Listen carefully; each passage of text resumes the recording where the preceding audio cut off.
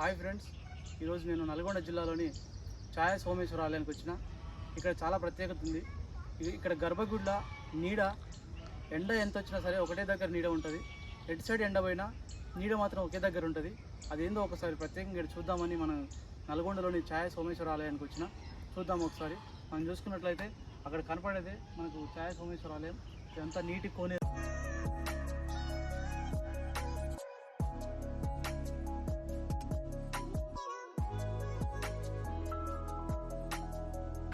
ఖమ్మం నుంచి మనం టెంపుల్ లోపలికి ఎంట్రీ అవ్వగానే ఇట్లా పార్కింగ్ ఏరియా ఉంటుంది.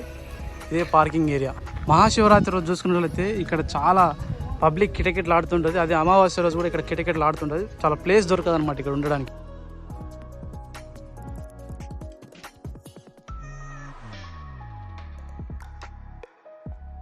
ఇదే మన ఛాయ సోమేశ్వర ఆలయం యొక్క ఎంట్రన్స్. ఇప్పుడు ఎంట్రీ అయినా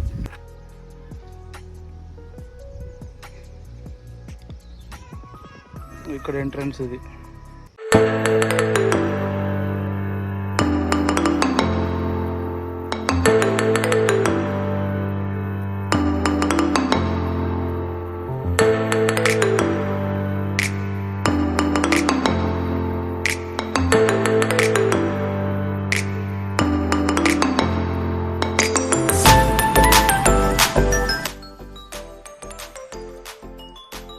ఈ టెంపుల్ యొక్క విశిష్టత మనకి బోర్డు మీద చేసారు.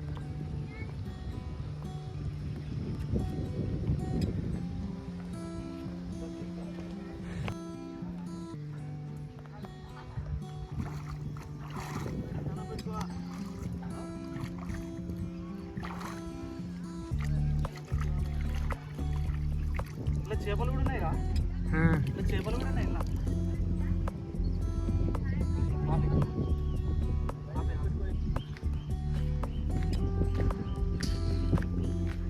మనం చూస్తున్నాం కదా, ఇదే మనకు ఛాయ సోమేశ్వర ఆలయం ఎంట్రన్స్. ఇది తూర్పు దిక్కున ద్వారం.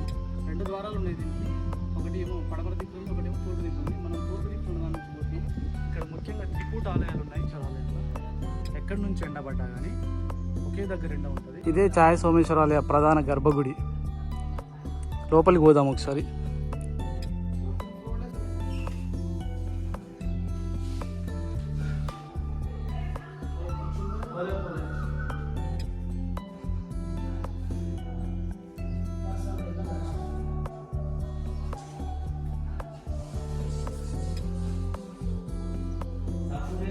ఛాయ సోమేశ్వర ఆలయం యొక్క ప్రత్యేకత ఏందో ఒకసారి మనం అయ్యగారి మాటలను తెలుసుకుందాం. మన పంతులు గారి పేరు, మీ పేరు? అజయ్ కుమార్.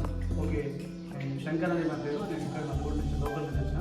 సో దీని ప్రత్యేకత గురించి మీరు కొంచెం వివరిస్తే మన ఛానల్ ద్వారా ప్రజలకు కూడా తెలియజేద్దామని అనుకుంటున్నాను. Temple Panagal, okay. జిల్లా పానగల్లో 3 దేవాలయాలు ఉంటాయి. వెంకటేశ్వర స్వామి, పచ్చల సుందరేశ్వర స్వామి, ఫేమస్ ఛాయ సోమేశ్వర. ఓకే. ఇక్కడ 3 గర్భగుడులు ఉంటాయి. ఓకే. ప్రధాన గర్భగుడి ఛాయ సోమేశ్వర స్వామి, దత్తాత్రేయ స్వామి, సూర్య భగవాన్. ఓకే. దీన్ని త్రికుటాలయంగా పిలుస్తారు. ఇది 11వ శతాబ్దం నాటిది. 1000 సంవత్సరాల నాటి దేవాలయం. కాకతీయ వాళ్ళ సామంతులు కుందూరు చోళ్ళు కట్టారు. ఒకప్పుడు ఈ దేవాలయం మొత్తం వెనుకబడినంటే మొత్తం శిథిలావస్థలో ఉండేది. ఈ మధ్యకాలంలో 2016లో తెలంగాణ ప్రభుత్వం 2 కోట్ల నిధులతోటి ఈ దేవాలయం అభివృద్ధి చేయడం జరిగింది. ఇది ఆర్కియాలజీ పురావస్తు శాఖ ఆధ్వర్యంలో ఉన్నది. Endowment committee. అక్కడ వచ్చేసినట్లయితే ఈ ప్రధాన గర్భాలయంలో స్వామివారి పైన ఒక స్తంభం ఆకారంలో నీడ కనబడడం కూడా జరుగుతుంటుంది. సూర్యోదయం నుంచి సూర్యాస్త వరకు ఆ స్వామివారు పైన ఉండడం కూడా జరుగుతుంటుంది. అది ఏ స్తంభం మీద అనేది అంతుపడని విషయం. విదేశాలు శాస్త్రవేత్త వచ్చినా వాళ్ళకు కూడా అంతు చికెన్ రహస్యం ఇంతవరకు తెలియదు ఎవరికి. 18 స్తంభాలు ఉంటాయి ఇక్కడ. ఏ స్తంభం మీద అనేది అంతుపడని విషయం. ఒకటే డైరెక్షన్ ఉంటాయి. ఇటు కూడా మూవ్ కాదు. ఇటు కూడా సన్లైట్ మారిన కొద్ది ఛాయ మారుతుండాలి, మారట్లేదు. మళ్ళీ సూర్యోదయం ఉత్తరాయణ దక్షిణాలు ఉన్నా సరే ఆ శివుడి పైన నీడ మాత్రం అలానే ఉంటుంది. అది శివుని లోపల ఉన్నాయి స్తంభాలు ఏమో గర్భవులు అంతే. ఎదురుగా సూర్య భగవానుడు. సూర్య భగవాను ధర్మపత్ని ఛాయాదేవి. సూర్యుని భార్య పేరు ఛాయాదేవి. శనీశ్వర తల్లి. అమ్మవారు విగ్రహరూపంలో కాకుండా ఛాయా రూపంలో అమ్మవారు ప్రత్యక్షమైపోయింది నీడ రూపంలో. ఛాయా సోమేశ్వరంగా పిలుస్తారు. ఒక రైట్ కూడా వెళ్తురు కూడా అలానే ఉంటుంది. కింద శివుడు ఉన్నారు స్వయం. ప్రతిరోజు కూడా నిత్యాగ్ర పూజా కార్యక్రమాలు కానీ అభిషేకాలు, అర్చనలు అవన్నీ కూడా జరుగుతుంటాయి. స్వామి అంటే శంకరు ఛాయ మాత్రం నిరంతరం కూడా ఒకటే డైరెక్షన్ ఉంటుంది. పిల్లర్ లేదు, అక్కడ కనబడుతుంది కనబడుతుంది.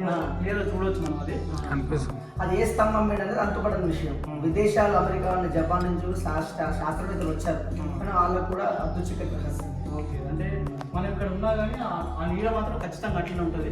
సూర్యుడు ఏ సైడ్ నుంచి వచ్చినా సరే ఆ నీడ మాత్రం అదే దిశలో ఉంటుంది, అట్లానే ఉంటుంది. కానీ అది ఎక్కడి నుంచి వస్తుందనే మాత్రం ఎవరికి తెలియదు ఇంతవరకు.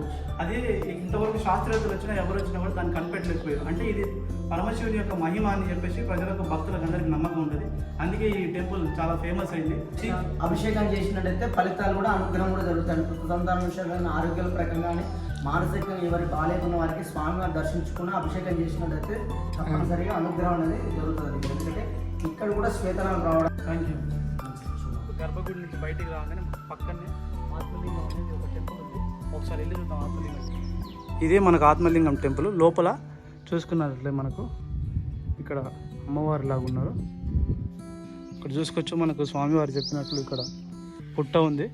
అదేవిధంగా ఇక్కడ శిలా విగ్రహాలు ఉన్నాయి. శిలా విగ్రహాలు మనం చూడొచ్చు. స్టార్టింగ్లో చెప్పిన కదా, ఈ ఆలయానికి 2 ప్రధాన ద్వారాలు ఉన్నాయి. ఇందాక మనం తూర్పు ద్వారం నుంచి చూస్తాం, ఇదే పశ్చిమ ద్వారం. పశ్చిమ ద్వారం నుంచి చూస్తాం, ఇది కూడా ఒక ద్వారం ఉంది. సో ఇక్కడ నుంచి చూస్తే మనకి ఎంట్రన్స్ ఎట్లా ఉందో ఒకసారి చూద్దాం. పశ్చిమ ద్వారం నుంచి ఎంటర్ అవ్వగానే మనకు స్టార్టింగ్లో ఈ గుడి ఛాయ సోమేశ్వర అనే టెంపుల్ కనబడుతుంది. సో దీని పక్కనే లెఫ్ట్ సైడ్లో ఇట్లా కనపడుతుంది. చెట్లు బాగా మెయింటెనెన్స్ బాగా చేస్తున్నారు. సో టెంపుల్ గర్భగుడి ఇది. దీనికి కుడి పక్కనే ఇది ఉంది.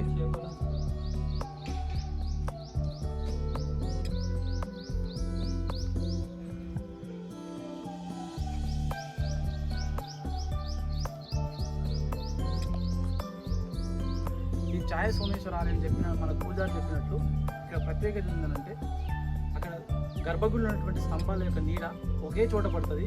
మనకు సూర్యుడు ఎటువైపు ఉన్నా కూడా నీడ ఆ గర్భగుడిలోని ఆ స్తంభాల నీడ మాత్రం ఒకే విధంగా ఉంటుంది. ఇంతవరకు శాస్త్రవేత్తలు ఎంతమంది వెరిఫై చేసినా కూడా అది ఇంతవరకు తెలియలేదు. ఎవరు కనిపెట్టాలనుకుంటే ఇంతవరకు తెలియకుండానే ఇదంతా పరమశివుని యొక్క మహిమ అని చెప్పేసి ప్రజలు మరియు అందరూ నమ్మకంతో ఈ గుడికి దర్శనానికి వస్తుంటారు. అందరూ మహాశివరాత్రి రోజు చూసినట్లయితే ఇక్కడ పబ్లిక్ చాలా అనేకంగా ఉంటారు. అసలు కిటకిటలాడుతుంటారు, నిలబడడానికి సందే దొరకదు అనమాట. సో అంత ప్రత్యేకత ఉంది ఈ పచ్చల సోమేశ్వర టెంపుల్కి, ఛాయ సోమేశ్వర ఆలయానికి.